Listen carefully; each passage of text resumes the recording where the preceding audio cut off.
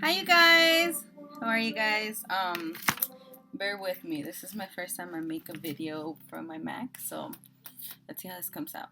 Well, I just wanted to share a little bit about my journey. I know I haven't shared much about it in a video or anything like that. So, one of the journeys that I say I go through the most and I struggle with the most would be eating the right food and getting myself to the gym. But sometimes it could be easier to get myself to the gym than to eat right.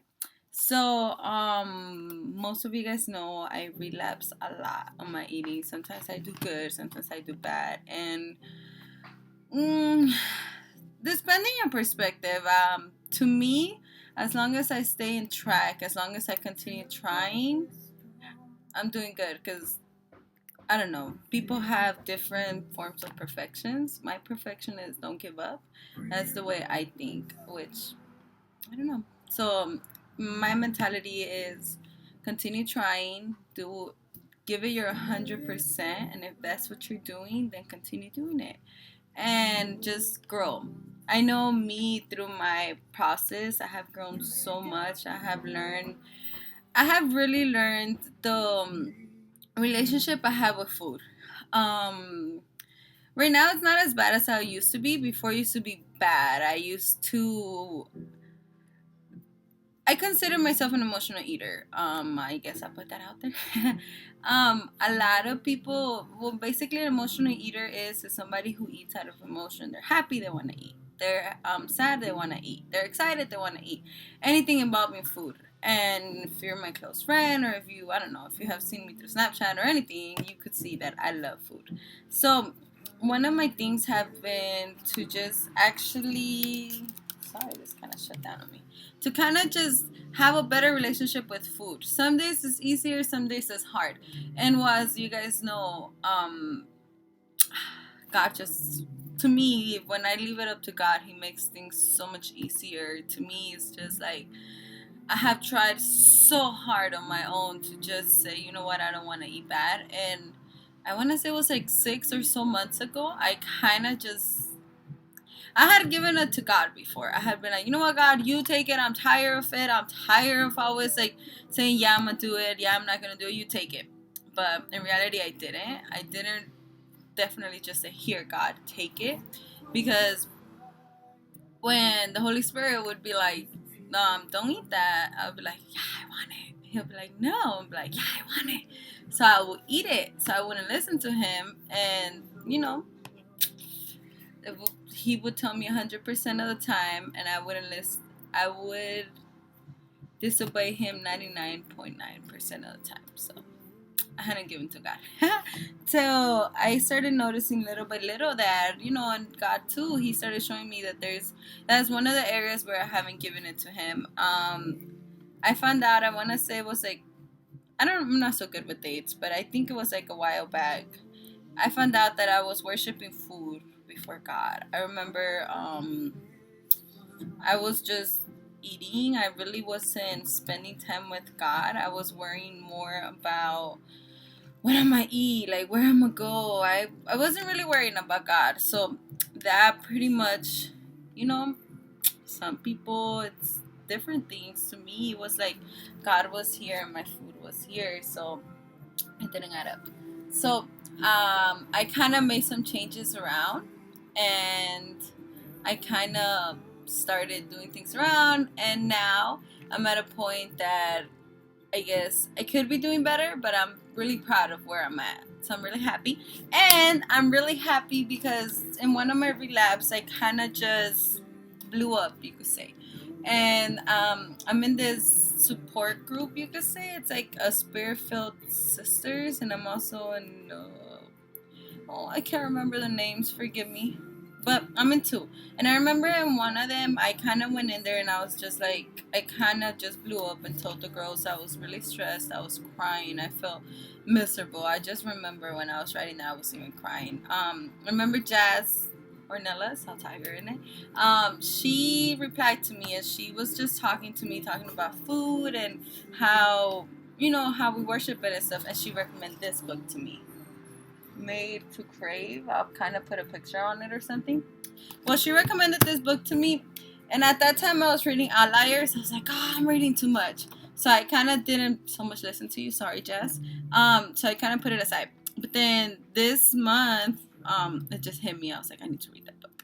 So I went and grabbed it yesterday or 2 days ago, or I don't remember. Not good with dates. And then I was going. Oh, sorry. I was going through it, and this.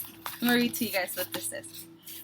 This book is dedicated to you, my friend. While I don't know your name, God does. I believe He led you to pick up this book because He wants you to know your issues with food are not a curse but a getaway through which He can touch the rawest place of your heart and help you discover a deep satisfaction only He can give. Go ahead and dare to believe that it's times around things will be different.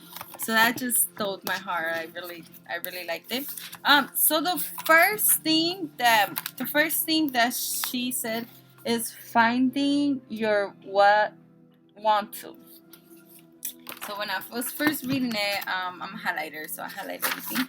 So I highlighted a lot of things. She talks about how she's not a person who likes to eat healthy. She says that she wish she could do Cheez-Its instead of carrots, but it's not that perfect. So as I was reading it, I went through it's like kind of starts in the middle through the beginning, you could say. She talks about this story, which I'm pretty sure that most of us have read it, and if you haven't, then I'll read it to you. It's in Matthew's 19:16-30. It's called The Rich in the Kingdom of God. I'm gonna just read to you like what she kind of phrased so you can know what I'm talking about. It says, just then a man came to Jesus and asked, Teacher, what good things must I do to get eternal life? Why do you ask me about what is good? Jesus replied, there is only one what is good. If you want to enter life, keep the commandments. Which ones? He inquired. Jesus replied, you should not murder, you should not commit adultery, you should not steal, you should not give false testimony. Honor your father and mother, and love your neighbor as yourself. All these I have kept, the young man said. What do I lack? Jesus answered, if you want to be perfect, go. Sell your possessions and give to the poor, and you will have treasures in heavens. Then come and follow me. I know when we read this, it's kind of just, if you don't have a background knowing what this is, just kind of think it as this way. Jesus is basically telling this man, go and sell everything you see in your house. Just look around and follow me. So give that out to the poor. Like, say you're sitting in a room where it's like $500 or whatever. You'll just give that to a poor and follow Jesus, right? So this is basically what he's saying in this phrase. But the way that she kind of said it, it's like it kind of blew my mind because it's saying it to the point where she's talking about just saying, you know what, like this man, his riches. And when we read it, we're like, well, we're not rich. We don't have money. We don't this. But food is a riches. We have a lot of it. And God's basically just saying, you know what, like give it to the poor and follow me. I'm not saying you're going to go and starve yourself, but she says the point, like, like one way that we can give it to the poor and follow him, it's instead of reaching for that donut or coffee or that sweet coffee or whatever it is that you like, go and get something healthier that will benefit your body. I don't know if I'm making sense to you, but in my mind it makes sense. And it's just like, look, I'm gonna read this to you. It says, suddenly Jesus isn't just starting at the rich man, he's also staring at me, the inside of me. Which is like, think about it this way. I know one way that I think about it's to eat healthy. It's a lot cheaper than to eat bad food. I know my family, we spend about, I want to say, $300 a month on just healthy food.